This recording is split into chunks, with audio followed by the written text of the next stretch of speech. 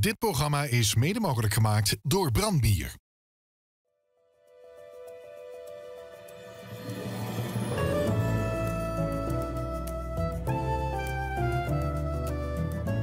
Klasjeneren, een groot gesprek met Limburgse dialectartiesten. Vandaag Frans Pollux. Als telg van de beroemde Venlose vastelovensfamilie vol zengers, butenredners en schrijvers heeft hij zijn joeksige talenten niet van een vreemde. Ook in geveulige en maatschappijkritische liedjes weet hij de juiste snoor te raken.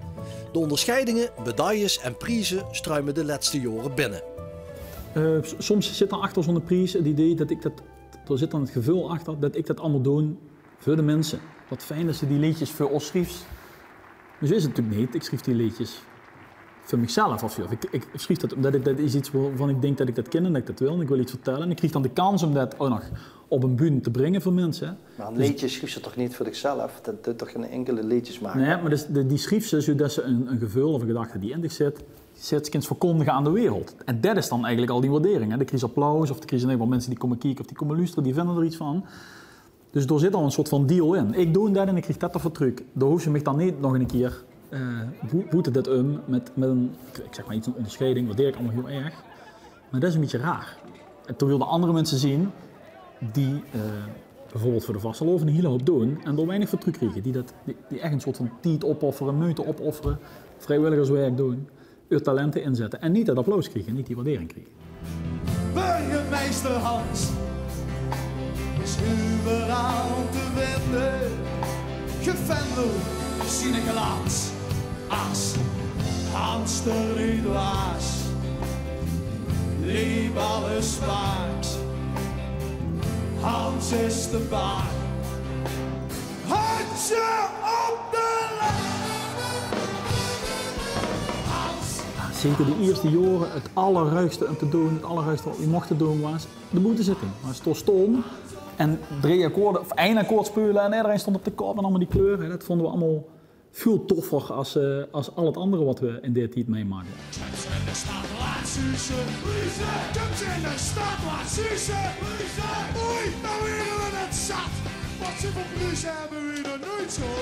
Zoals u dat we ergens halverwege kregen we ineens zich op wat meer. Kregen we platencontract bij een grote maatschappij. We worden paradeplaat bij Radio 2. We speelden bij Bagen en Van Dorp, bij de NOS, bij Radio 3. Dus op een gegeven moment kreeg je dan ook gluiven van, natuurlijk meer kunnen weer als dit. Dan kreeg je vergaderingen met de band van, wat is nu morgen? Als we er morgen van kunnen leven, wie lang gaat dan iedereen stoppen met werken? Gaat dan iedereen stoppen met school? En wie lang kunnen we dat dan volhouden? Nou ja, dat soort gesprekken hebben we wel gehad onderling. Goedemorgen meidje. Maar dat zeggen ze heel anders daar in het zuiden des lands. Maar ze heten Neet Oetlottem. Een daverend applaus. Kijk, dat is vol. Goeiemorgen meidje. Heb ze lekker geslopen? De zon is al wakker, de raamstijden al open. Heb ze kappie misschien van de lekkere wien. Ik denk achteraf, dat zat er niet in. Daar waren we niet goed genoeg voor, niet origineel genoeg voor. En ja, het was dialect. En dat was al een keer gebeurd, dialect met Roweneerse. We leken natuurlijk heel erg op Roweneerse, zeker in het begin. Dus het is lastig.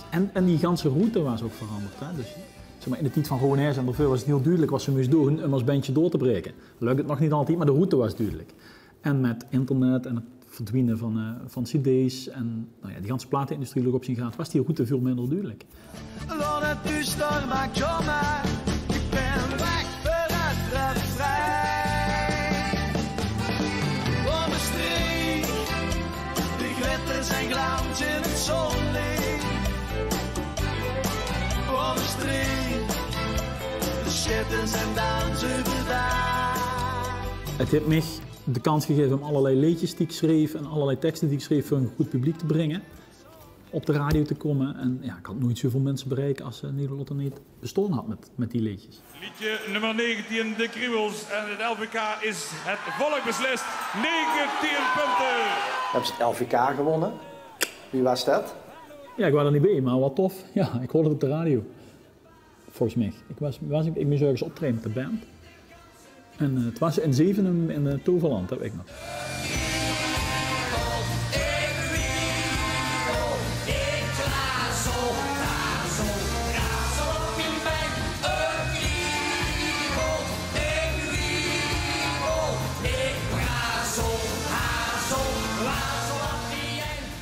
Het moet niet te lastig zien.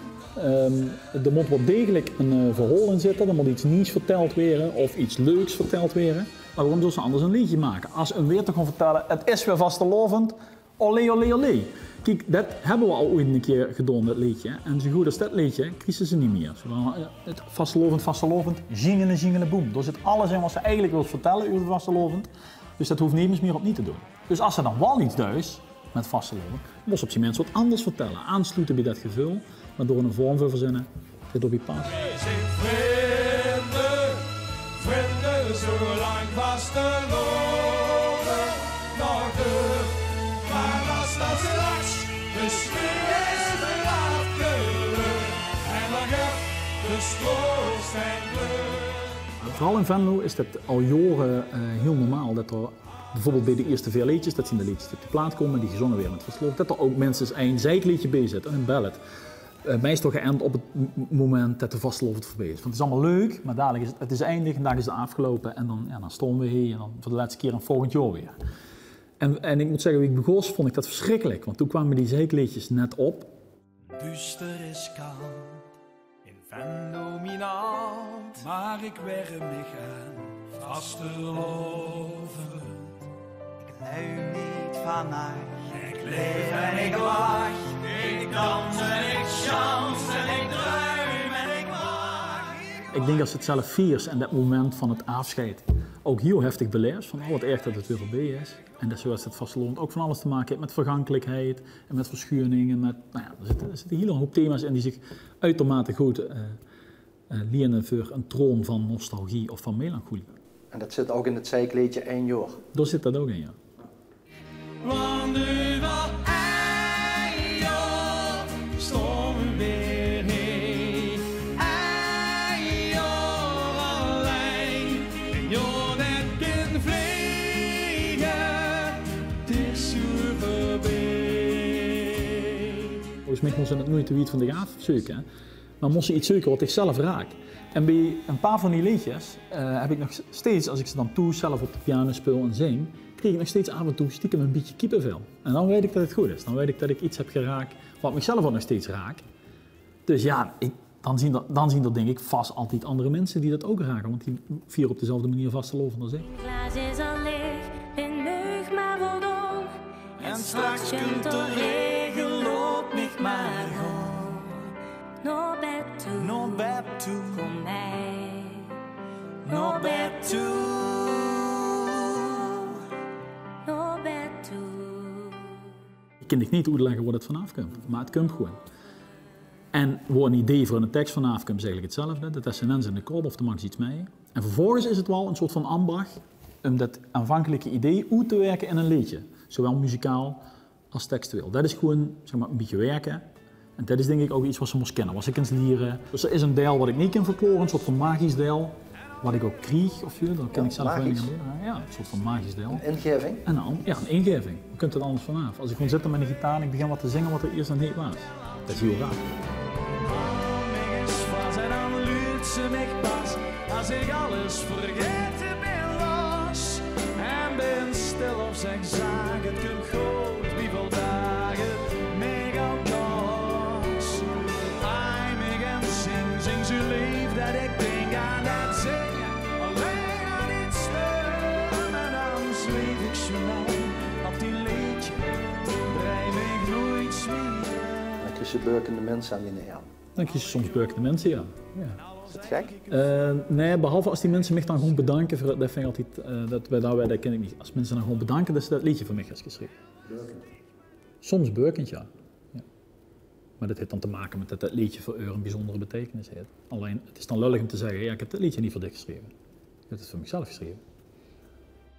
En dan zweef ik zo mee op die liedje en rijd meer, nooit meer.